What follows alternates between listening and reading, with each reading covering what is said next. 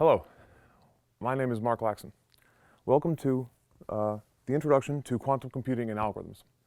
I am a graduate student at UMBC studying quantum information science with Professor Samuel Monaco. I've been asked to deliver the lecture covering some of the basics on our field with the purpose of providing a foundation for understanding quantum algorithms. First and foremost, some motivation, as is traditional in the beginning of one of these classes. The classic example of why we need to move to quantum computing is due to Moore's law.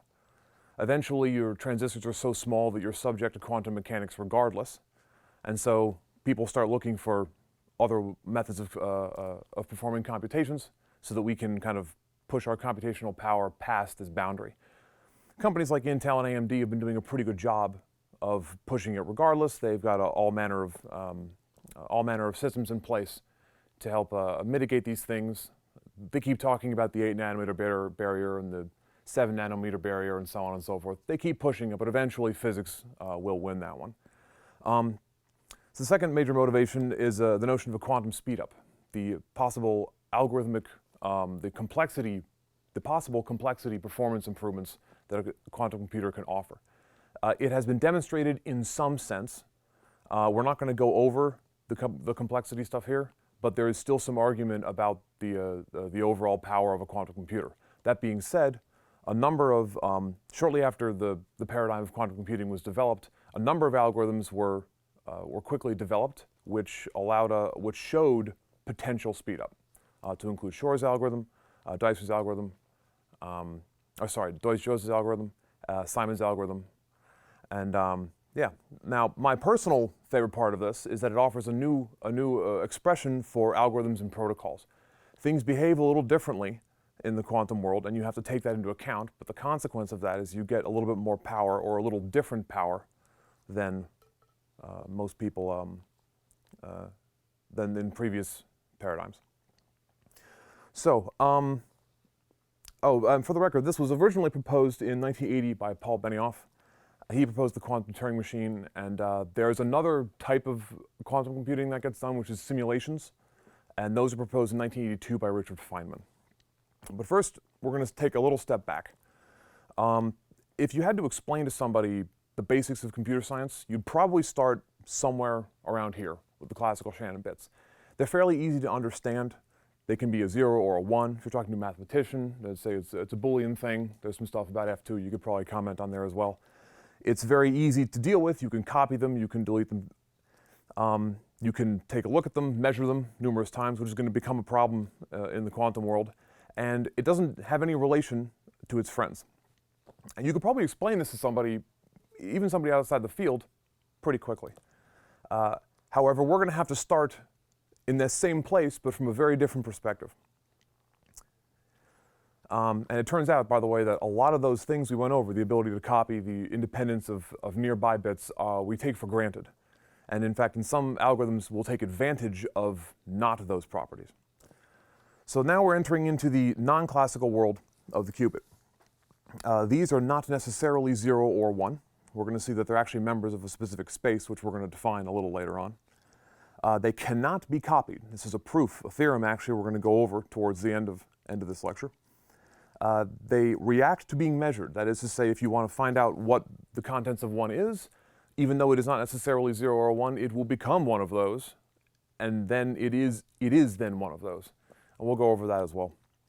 And moreover, and the most interesting part to me, which is actually kind of where my personal research takes off, is it can become correlated to other of its friends, its other qubits, and even the environment itself, a problem which many companies are working diligently to try to solve.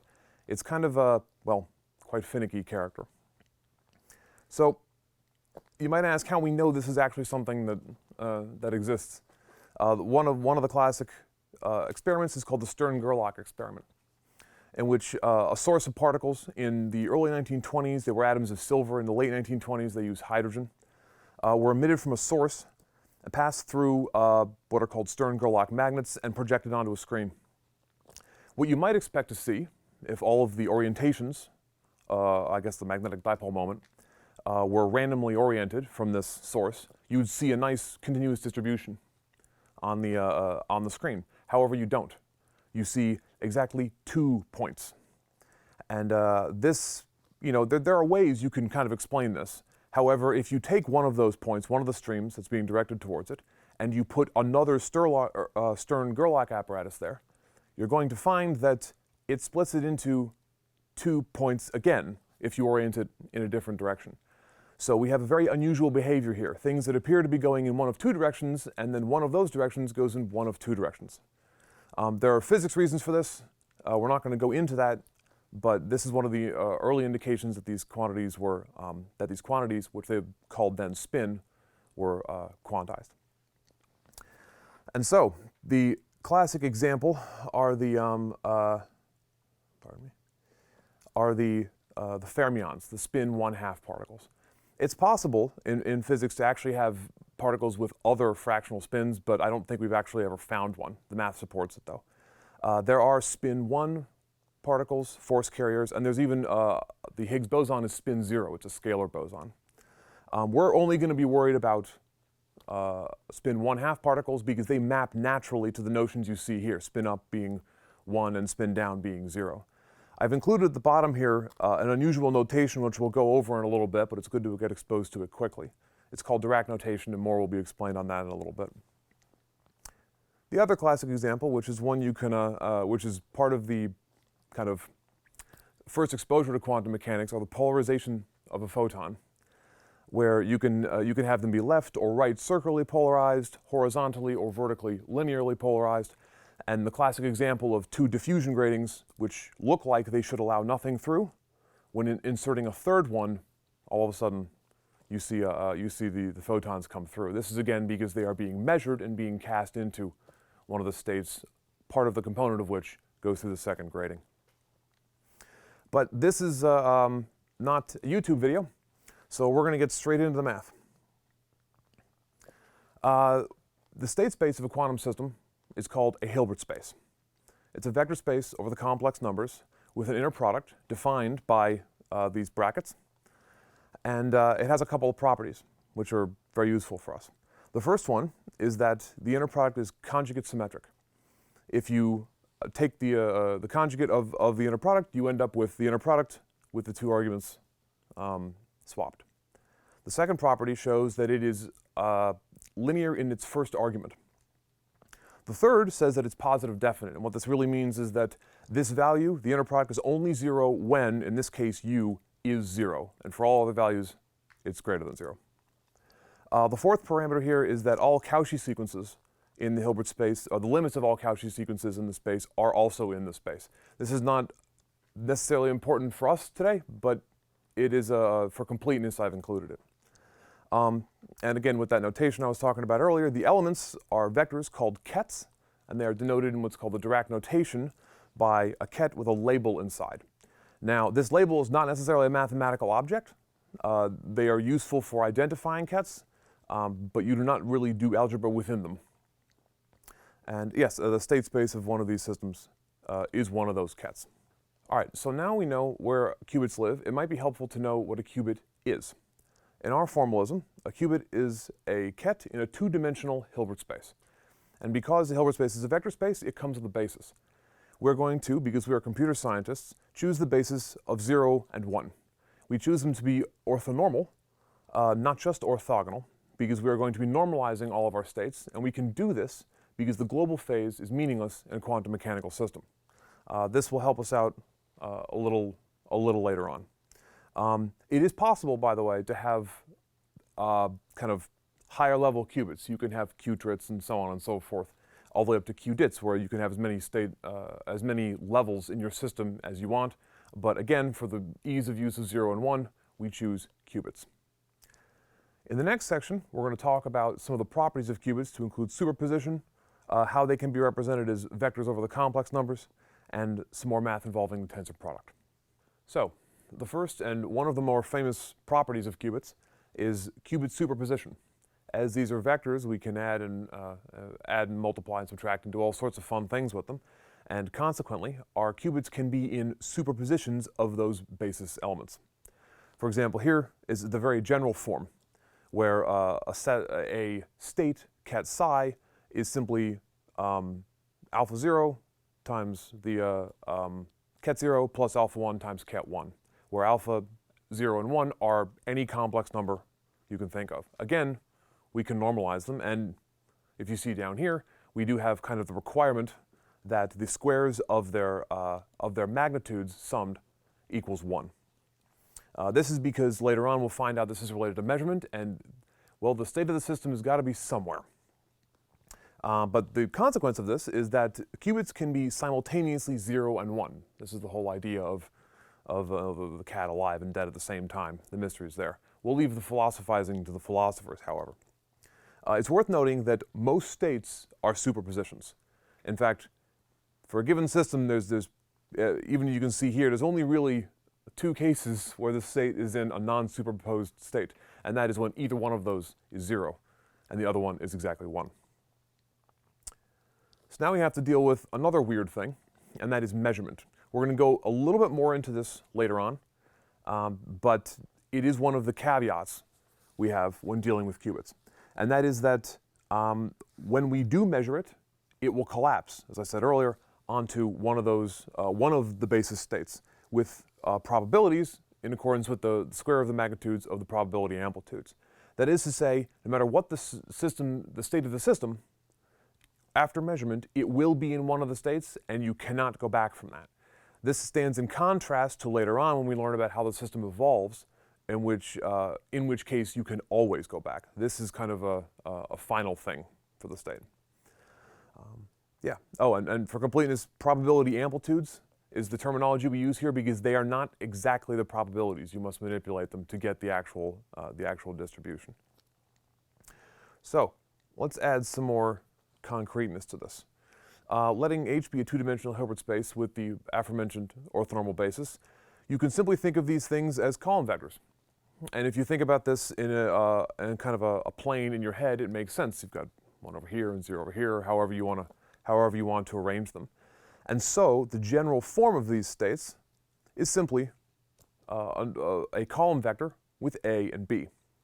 Now this makes it seem kind of simple, right? A qubit can be represented by only 2 numbers. Well, kind of 4 numbers, they're complex numbers, but it's still a fairly small system. So why is it that we have such problems simulating these things, and where does some of the power of quantum computing actually come from? Well, we have to contend with how we deal with composite systems. And to do that, we can't simply put the qubits next to each other and call them next to each other. We have to describe them in a quantum mechanically sound way. That is done with the tensor product. Now you may or may not have encountered a tensor product before. It is not like usual matrix multiplication. And for matrices A and B here, the product is given by taking, the product of A tensor B is given by taking every element of the matrix A and multiplying it by the entirety of the matrix B. Now you might notice in this case that we end up with a much larger matrix than either of them. In fact, it's going to grow exponentially. And this is one of the reasons why we have such trouble simulating large numbers of qubits accurately. With only a few qubits, you greatly exceed the RAM storage capacity and computational capacity of every computer that we have here on planet Earth. So, and for completeness, in its matrix representation, the tensor product is also called the Kronecker product, because tensor product is a much more general notion for mathematics. So, how does this apply to qubits?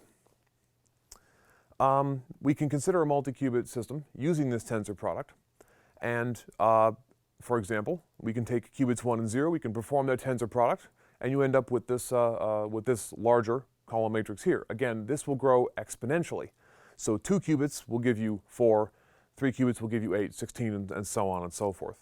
For notational brevity, we do not always take all of the kets, like ket 0, ket 1, etc.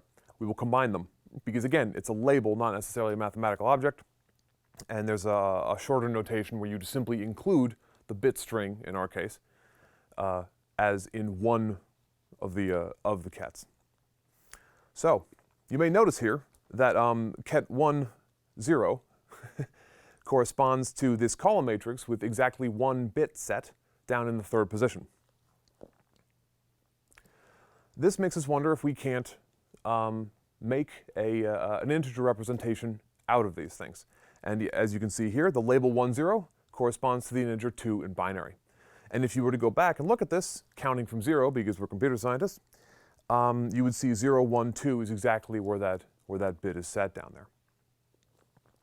So, given letting H2 be a two-dimensional Hilbert space with an orthonormal basis, we can take the n-1, the n-fold tensor product of those and create a Hilbert space with an orthonormal basis consisting of all of the possible integers, where if you had a qubit in any one of these, it would represent that integer in binary.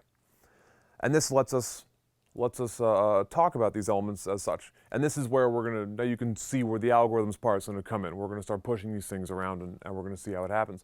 But we also have the notion of superposition. So if we have all these basis elements that represent all of the possible integers, we can consider a system in the superposition of some of those basis elements.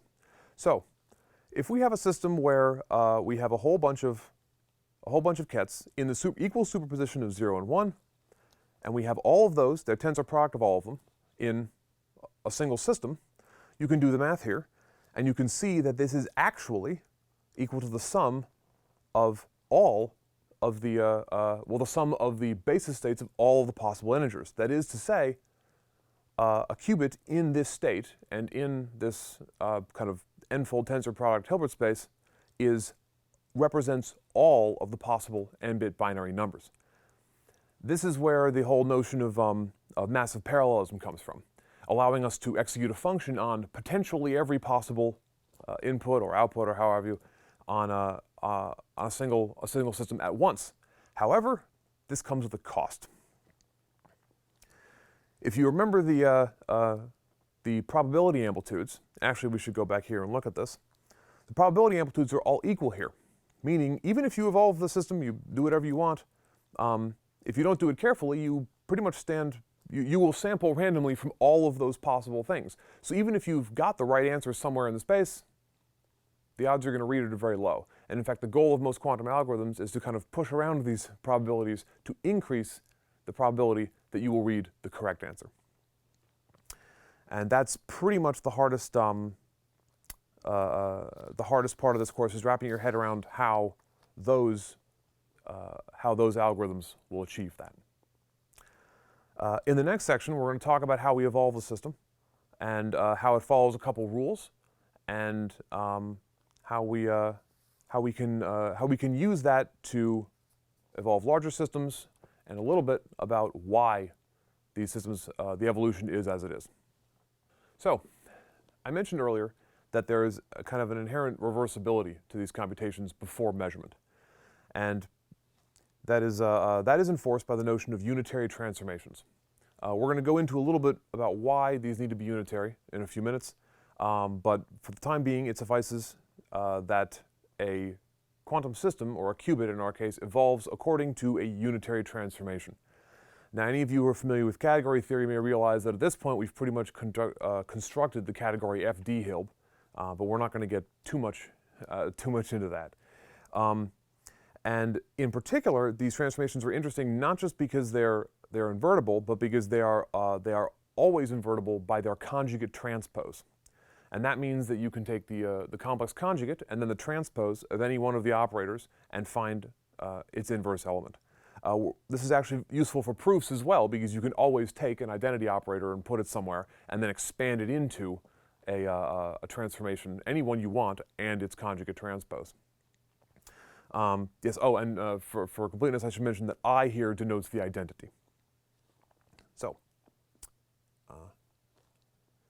all right.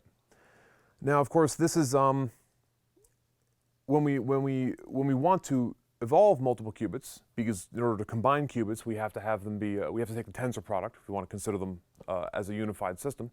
We also, if we want to act on a unified system, we must take the tensor product of the operators as well. And this is not that kind of complicated of a thing, but it is worth noting that if you want to operate on a single qubit with a single operator, you must take that operator tensored with the identity for all other qubits in the space. It also should be noted that this is where things can get a little strange with regard to entanglement, as a lot of these operators are going to take you outside of the local Lie algebra, which is not something we're going to talk about so much, but it is one of the reasons that arbitrary transformations can really wreak havoc on things. But that's a little dense for the first day.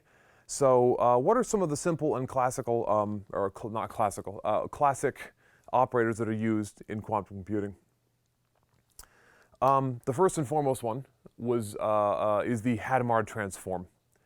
And this is most famous because, as I was demonstrating with the integer example, this is what is used on a state of just a 0 or just a 1.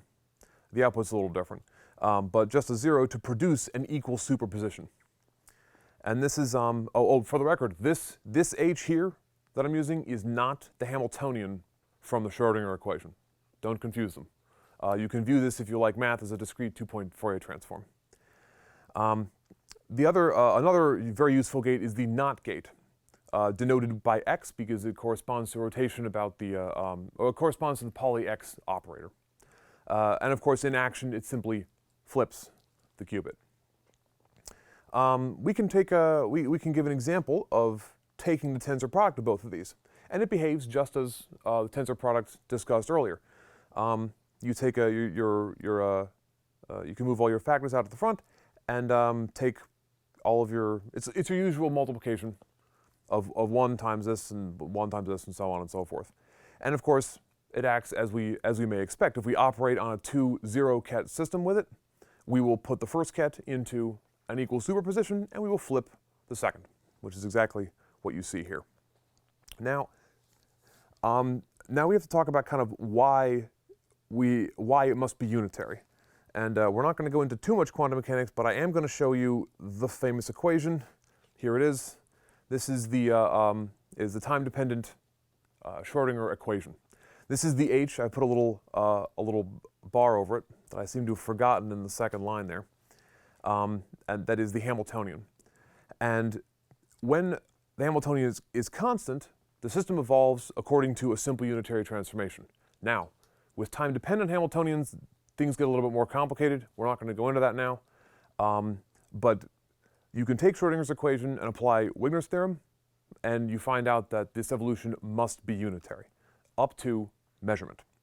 Measurement kind of throws a spanner in the plan, and there are even it is a sufficiently complicated topic that there are even whole paradigms of measurement-based quantum computing which rely on kind of some of the strangeness there to achieve their computational power.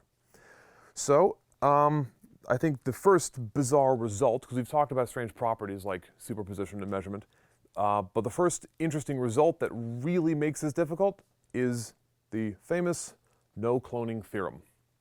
Now what this says is that we cannot take an arbitrary quantum state and copy it. If we know exactly the state, that's a different story, but if we knew it, then we can copy it as much as we want. But given an arbitrary state, there is no general unitary transformation that can copy it. The proof of this is there's 2 proofs. This one is a contradiction based on the properties of the unitary operator.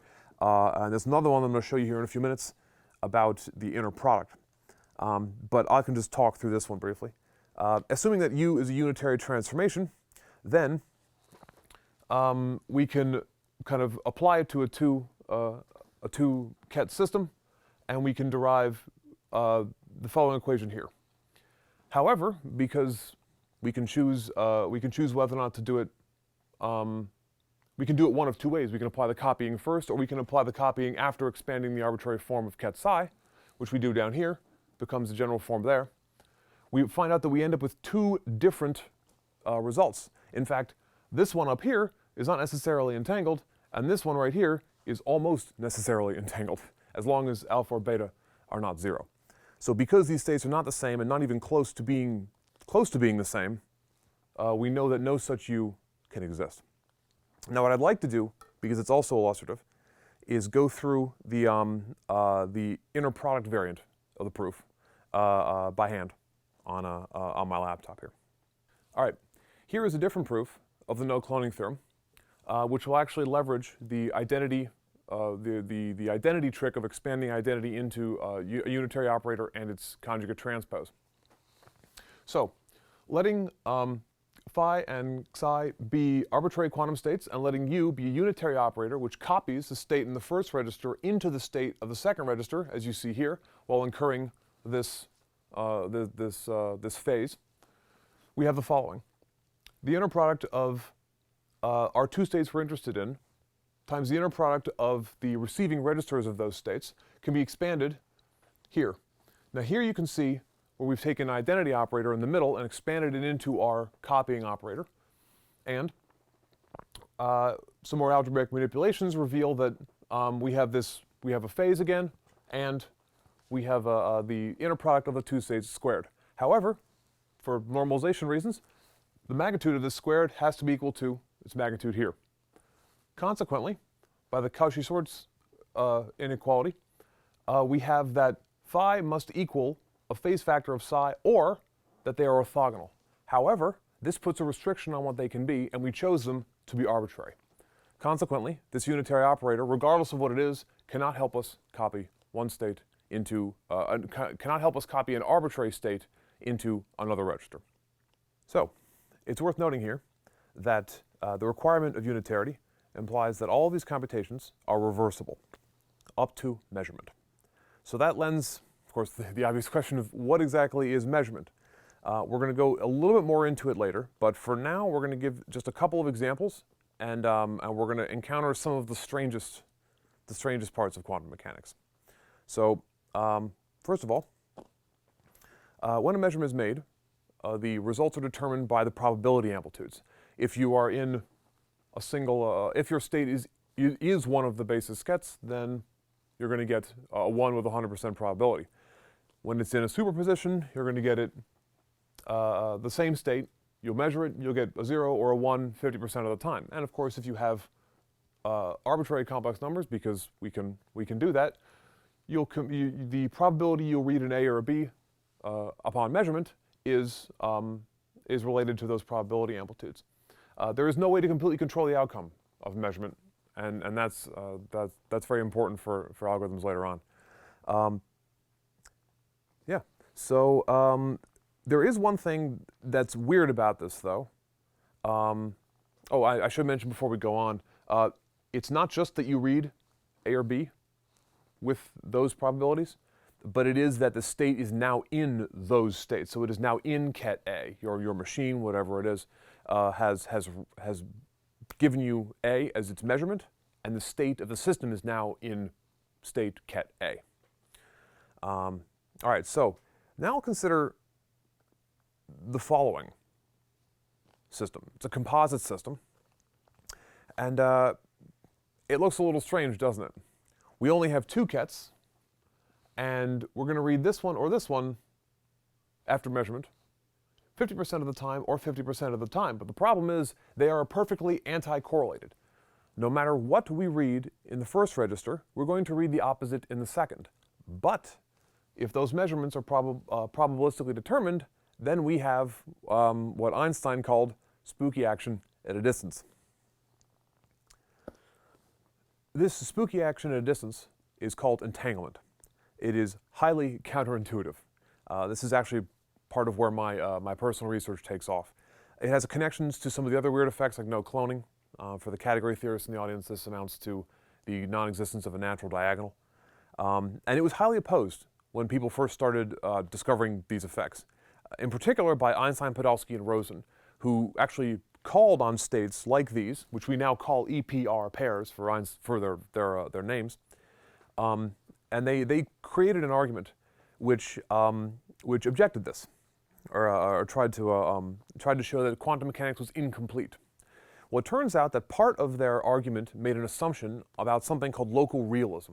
And this is the notion that these values that you read off are always determined before you make your measurements. So even if you take a composite system and you separate them, there's something inside this, some information hidden in the system somewhere which actually does contain the truth about what the measurement outcome will be, even though, as far as we can tell, it's probabilistic.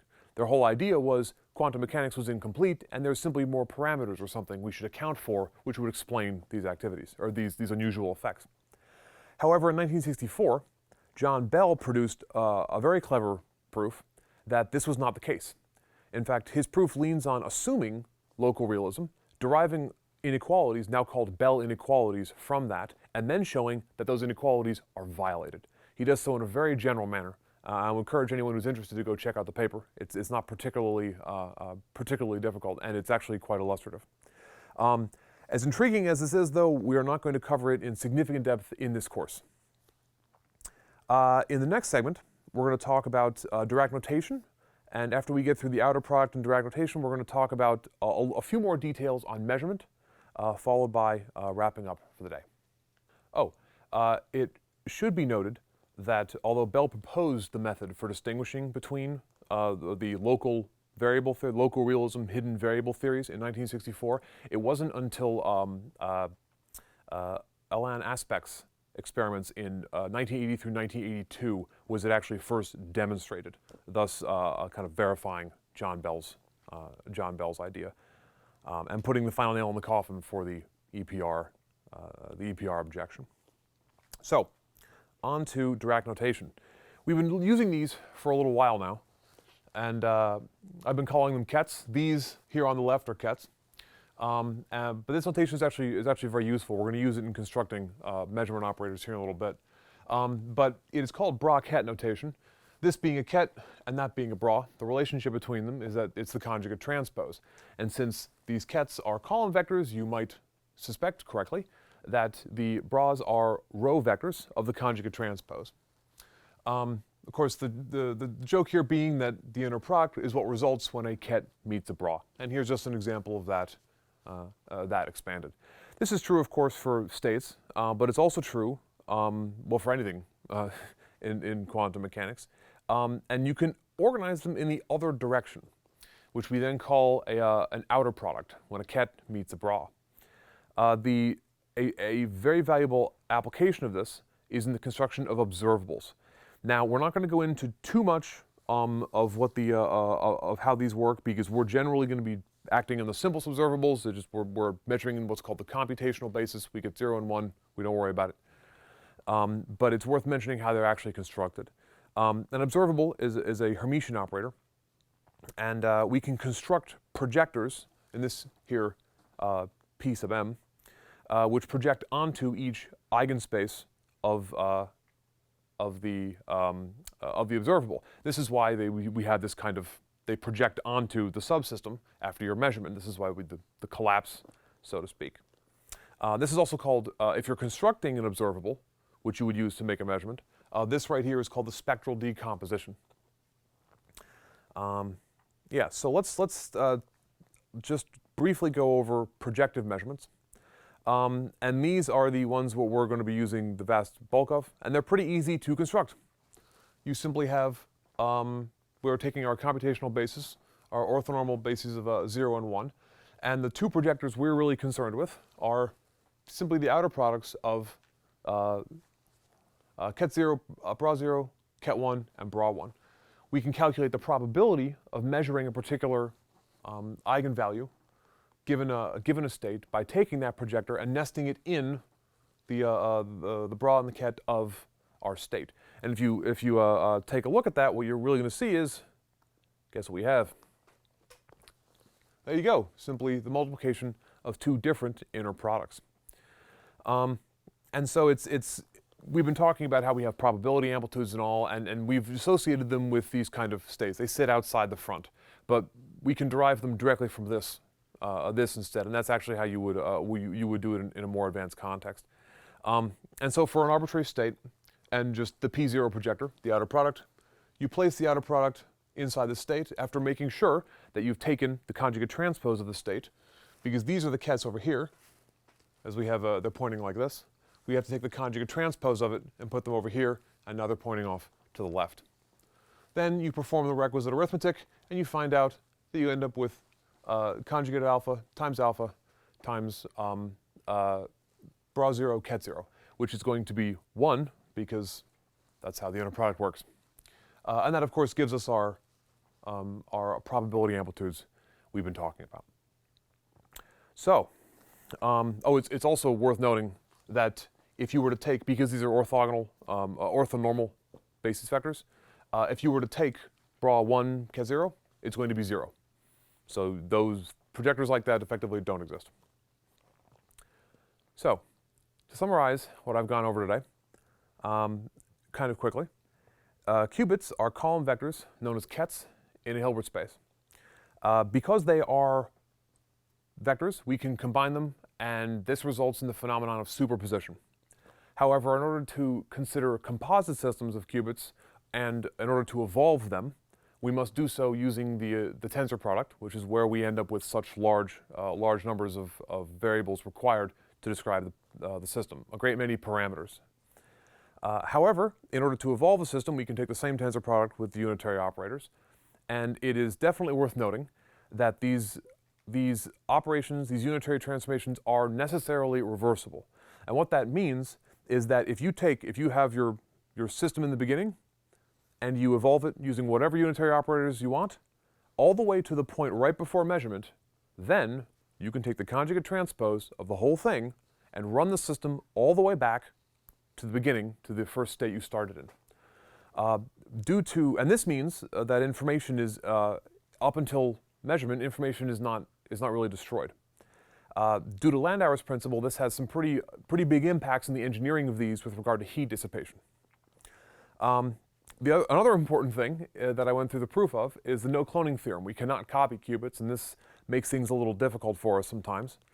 And of course, measurement itself we cannot completely control, and is the result of randomly sampling from the probability amplitudes.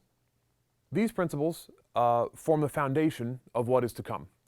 Applying these and a few more things, we're going to learn about circuit models, circuit diagrams and things, and eventually build up to an understanding of the Deutsch-Jozsa algorithm, Simon's algorithm, and eventually probably the most famous algorithm of all, Shor's algorithm for factoring integers. Thank you.